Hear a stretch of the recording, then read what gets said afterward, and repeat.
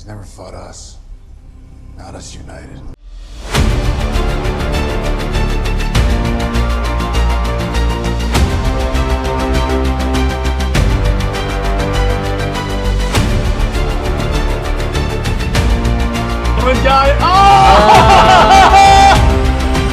My favorite moment in the entire... Maybe I should complicate this before I start speaking here. Welcome to Comics League Indie Wednesday, the show where I talk about any book not published by Marvel or DC. Today, I'm continuing, actually, the story of Nocterra, because I got Nocterra Volume 2 recently. I covered Nocterra Volume 1 like a couple of months ago on the channel. So, as soon as I saw this at my LCS, I knew I had to cover it. So it's Nocterra. For those of you that didn't see my video, I'll put it in the at the end of this one and as a mark. Nocterra is the story of what if the sun never rose again. In other words, there's this event in the Nocterra universe called the Big PM. And with this story, basically what it is, so the sun just completely gets blotted out. It's darkness permanently. Now, the thing is, though, if you're in the darkness for too long, you turn into basically monsters. So essentially, it's like everyone drives around these trucks, in these electric trucks, like big rigs, and it's like they got neon lights everywhere. It's just essentially a way to make sure there's no darkness. People get really creative. They have like TV screens everywhere. And essentially, it's been described as, actually on the back of the book, there's actually something really interesting here. It's basically called like Mad Max meets Convoy and a whole lot more. So I'm like, okay, that's pretty cool. So let's get into the story. We open up. So this volume includes an origin for one of the antagonists named Blacktop Bill. He's a Nocturn. What's a Nocturn? That'll be explained in a second. They're basically super soldiers. So we get the origin for Blacktop Bill, and he started off as a serial killer who went around and killed people, particularly those people that like survived a big, like a plane crash or something like that. And they came together. It's like essentially if you had like a plane crash and the victims or the people that survived it came together to like memorialize it, he would target those. That's like his hobby. So he basically drives around killing people until the Big PM, when he got like attacked by some creatures. Then eventually it became like an excuse to just kill people with abandon. So then we follow on. We rejoin the convoy that we're currently, that's the main focus of the story, led by Val Riggs. Val Riggs is this badass like Ellen Ripley like lady, and currently her convoy, which is made up of her brother, herself, the girl, her name is, hang on, trying to remember this, her name is Piper. So it's Val, Piper, Emery, her brother, and and a couple of other people. They're going to this facility called EOS, which basically at EOS they can actually light the world again. In other words, undo the darkness. So they're currently trying to save the effing world, as they say in the book. So currently, they show up at this facility that's like, for lights, they use TV screens. By the way, the use of color in Nocterra is fantastic. Tony Daniel slays. I've always been a Tony Daniel fan, particularly since the Superman Wonder Woman series of the new 52.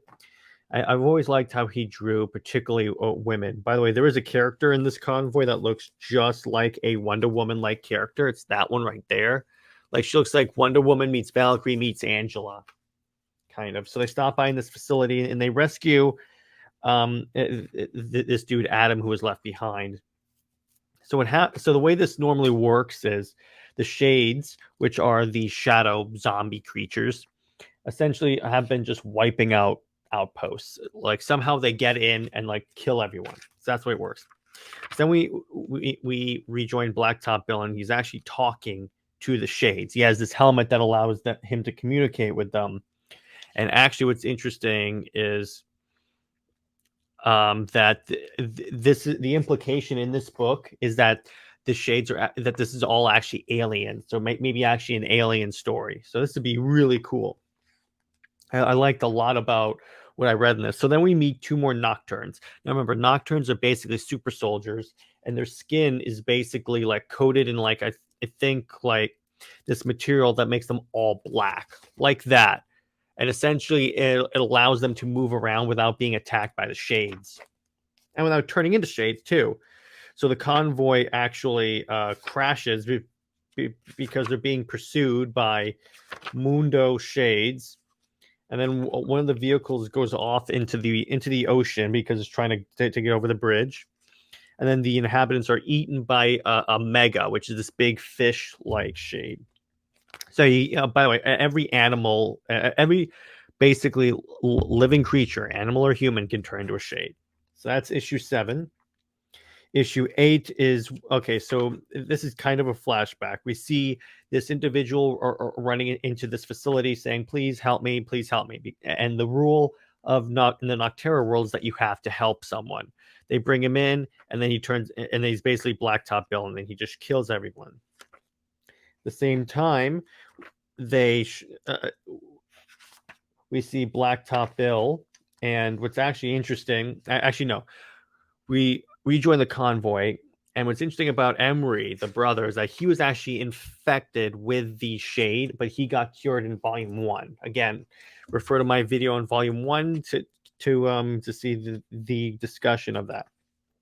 So then we get Blacktop Bill. He puts on this helmet that lets him commune with the creature that leads the shades, and it's basically this Cthulhu looking beast. It looks really dope. All the characters, all the designs in this are like unbelievable. And then it's basically his job is to stop Val Riggs. And then actually, speaking of Val Riggs, she captures Blacktop Bill, and eventually turns into we have to work together because we're all going to get wiped out.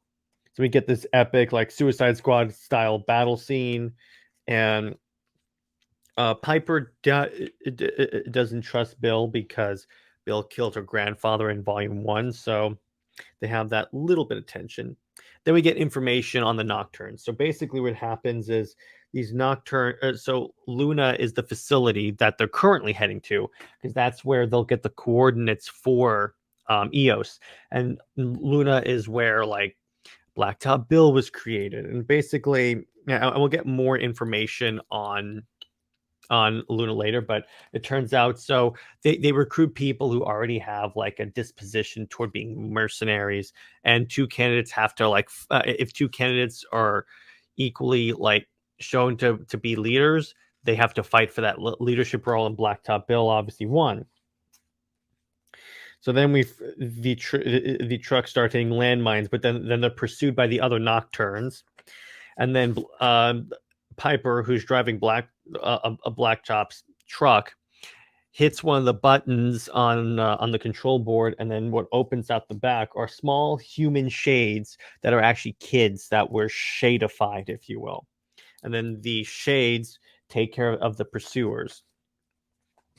And then issue 10, we basically get they arrive at Eos, which is this big spotlight creature, because right below them in the water are the megas, and they're basically like megalodons. So think about it like that. So the plan is that Blacktop Bill is going to go across the bridge like everything is normal, and then Val Riggs and the crew are going to like mag boot on the bottom of the bridge. So it actually works. They get inside. Then Blacktop meets his leader, Sam, who's basically like, well, the prodigal son returns. And then they start, and then essentially what happens is that the rest of the Nocturnes show up.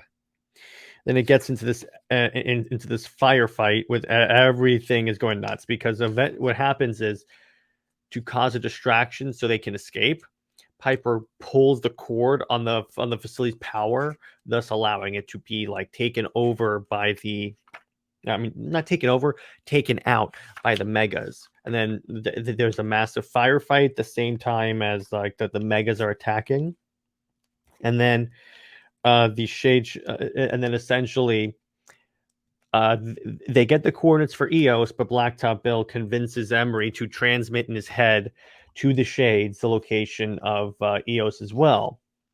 And then Blacktop is taken by a Meg, and then what turns out is that Val stays behind to hold off the enemy, and she apparently dies as the facility is exploded. The post-credit scene is that she survives. And that's volume 2 of Nocterra. That's basically the Cliff's Notes.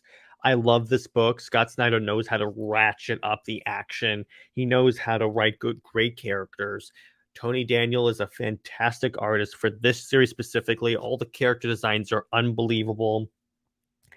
And really, what I like about this book is that the desperation, because that's why I read a lot of post-apocalyptic books, because it really, you get to see a lot of human nature.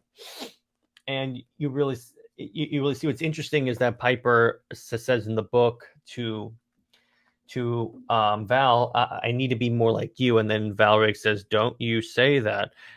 I have to make these tough decisions so you don't have to. I'm basically selling my soul so you don't have to. That's really great character conflict. And I really, first off, I love the action. I love the colors. Everything about this book series is fantastic, and I love reading every single volume as they come out. I read them volume to volume. There are some other like DC and Marvel books I read in as a floppy as well, but I mainly do this volume to volume. Anyway, that's Nocterra Volume 2.